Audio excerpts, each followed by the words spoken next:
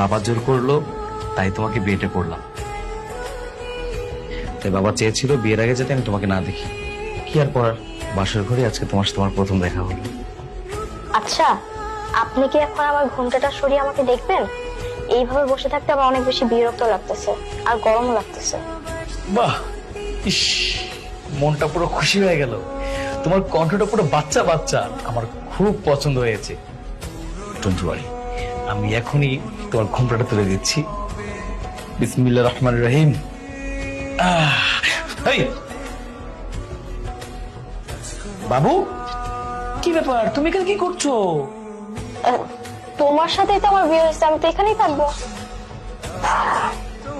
দেখো বাবু, এটা মজা করার সময় না, আর মজা করার জায়গাও না। এটা বাসর ঘর, বড়দের জায়গা, তুমি এটা বুঝবা না। চকলেট খাবো তাই না? সমস্যা নাই, বাইরে কি আমি তোমাকে চকলেট কিনে দিব? হ্যাঁ,